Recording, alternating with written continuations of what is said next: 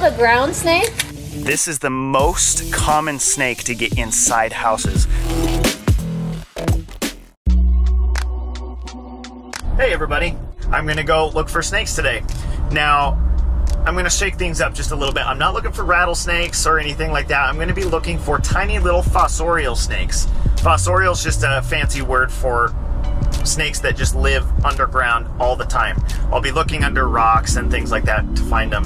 Now, interestingly enough, these species are actually pretty commonly found inside houses or in garages and things, just because they're tiny little snakes that can squeeze into little cracks in the pavement or bad seals in doors and things, and they just eat insects. Now, you've probably seen a couple of them on removal calls before, but I'll be able to spend a little bit more time with them today if I find any, because on removal calls we're kind of, you know, working and we're on a schedule and moving along. So hopefully we find something. The first one I found under a rock. This is a desert night snake. You've seen them in the channel before, where they've been in sticky traps or they've been in garages. And this is the most common snake to get inside houses because they fit in tight spaces. They can get under like door seals and things like that, and they eat bugs. So I don't know if you can see that, but you see how its head's all flattening out? That is one of the main reasons that they are often misidentified as rattlesnakes. The surefire way to know that it's not a rattlesnake is that there is a very, very thin tail that comes to a point. A baby rattlesnake will never ever have that. They'll always have that first basal segment of their rattle. I found this thing under a rock. I am out here with my brother today. Hey! And we're gonna see what else we can find. And there's a couple other snakes that we can find under rocks that are also very common to get in your house. All right, so I already know what's under this rock, but I'm gonna show you.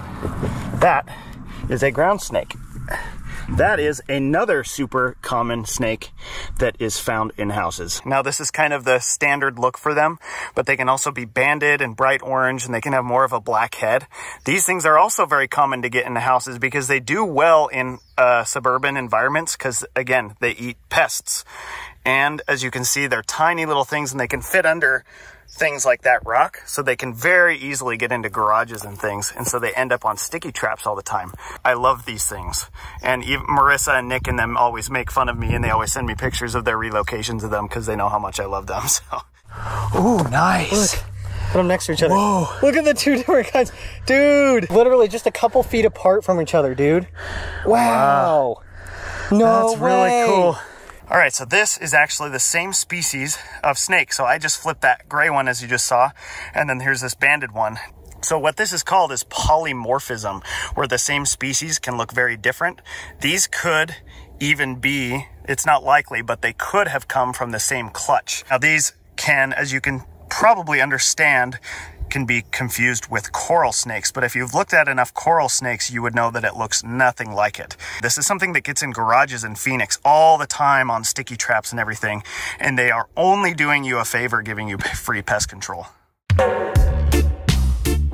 everyone, headed to Colin North. Phoenix lady just called. She has a snake stuck to a sticky trap. Not too sure if it's a rattlesnake or a non-venomous snake, but I am gonna go save this little guy and tell her to throw away those sticky traps. So let's go. Hey. Hi. How you doing? What? How'd you even see him? He's tiny. It's called a ground snake. Okay. He's harmless. Was this tape here? Huh? He got stuck to it, or he was moving? Oh, okay. He got stuck to it. You want some oil? Put on him. Wait a minute. Yeah. Hold on. Those dudes. Oops. That's alright. He should be able to work himself. Yeah, that should do it. Is it dead? No, he's alive. Okay. That's safe. So these guys, they live a lot of times underground. That's why they're called ground snakes. They're just insects. They're just great snakes to have around. Okay. There he is. Do you have a little piece of paper towel? I can get all this oil off him. He's so cute.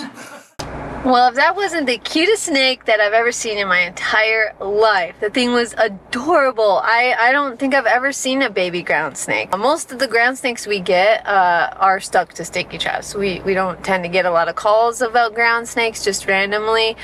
They're usually always stuck to sticky traps. So that one was stuck to some tape in her house. Her seals are bad on her door, so that's how it snuck in. But that was a baby. And then when we went outside, she had two sticky sticky traps by her door, and she had 2 adult ground snakes stuck to them. They were long gone, but she said she's seen several ground snakes throughout the years, so she's got like a healthy population around her house. She's got a little garden. After I explained to her what ground snakes are, you know, what they do, they eat scorpions, they eat centipedes, they eat spiders, they eat crickets, she was like, oh, I didn't know that they did that. And she's like, you know what, you can just release it in my backyard. Told her she's got to get rid of the sticky traps though, because I don't want that thing to get stuck on a sticky trap.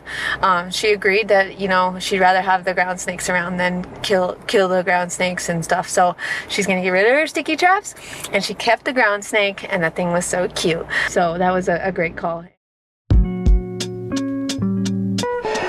There we go.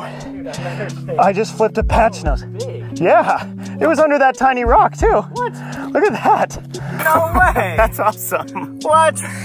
This one's not as common to get in the backyards, but it does happen, and it's pooping all over me. You can see that little triangular scale right there at the front of its face. That's for excavating lizard eggs. So they'll go into these sandy areas when the lizards are laying eggs, and they'll go in, and it's one of the only snakes that are around here that will actually dig and burrow. Not to make burrows for themselves, but to excavate eggs. They're very, very fast, very, very quick, and they're very, very poopy. All right, I'm gonna show you guys how fast these are. Is it? Go. Bye.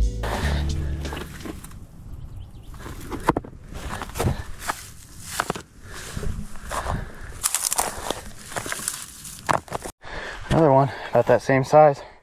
Under the There's a slab. little black head on it. I like these slabs. Yeah, I know.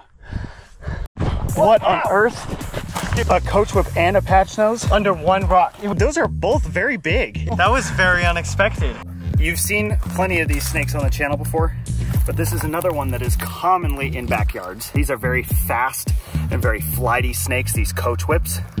And I think you've seen how bitey they can be.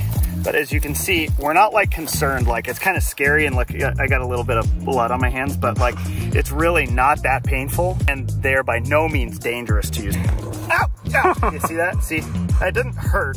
Scares the crap out of you. If you see one of these in your yard, the chances are you're probably not ever gonna see it again unless you have like a quail nest or like a big rodent problem in your yard that they're kind of using. That's awesome. And then there's this dude. Yeah, there we go.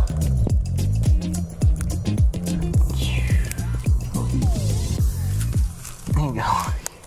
Didn't even go. Oh man.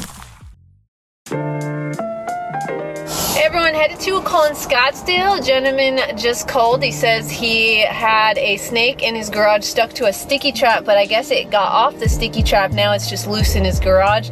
I'm not too sure what kind of snake we're dealing with here.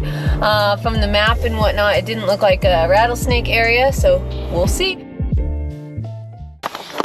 How you doing? Is it a rattlesnake? It was really hard to tell. Oh, okay. Because it was small, like Okay.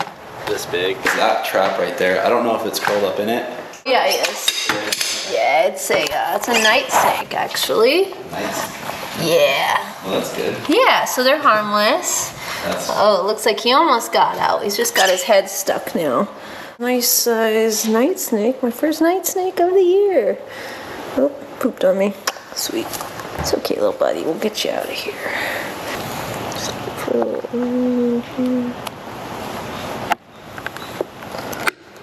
So if you ever get like lizards or anything on here and you want to get it off, you can just use a little oil and it like deactivates the glue.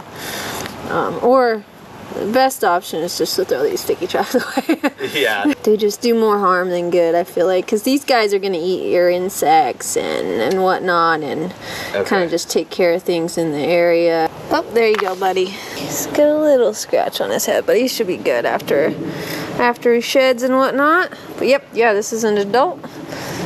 Wow. If you want to keep him in your yard, I can put him somewhere, or I can take him somewhere else. It's up to you. He's not going to hurt anything. Take him. It's okay. Yeah. Get some of the oil off. He'll be fine. The oil's not going to hurt him. It actually will probably just come off when he starts slithering around, but I'm going to make sure I get majority of it off because I don't want things sticking to his face like there is right now. So I don't think he was stuck to the trap too long. They've been moving in and out of that house, so he could have came in at any point. See, he's got a little scale damage right here on his neck where he was stuck, but it's not bleeding or anything like that, so it's going to be perfectly fine. I'm just going to walk him in. There's really not much desert right around here, but there is two little sections of desert that I'm at right now, so I'm going to go release him there. All right, so I just found this Sonoran Whip snake under a rock as well.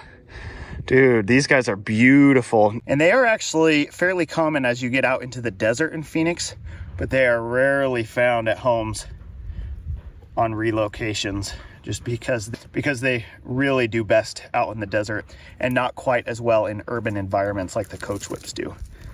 They can be kind of nippy sometimes, but for the most part, it's just kind of pooping all over me and making me smell bad. And that's their way of saying, I'm disgusting, don't eat me, please. All right, buddy. Back under your rock you go. Although all of these snakes that we've shown you today are completely harmless, we totally understand that some people may not want to have an encounter inside their own home. Now, the best way to avoid that situation is check your door and window seals, particularly in the front, back, and garage doors. Do they need to be replaced? A good way to tell if a little snake like this can get in is if you look on the inside and you see light peeking through, chances are that gap is big enough for those guys to get in. And if it's big enough, maybe even a baby rattlesnake. So definitely do your maintenance on those if you don't want an encounter like this.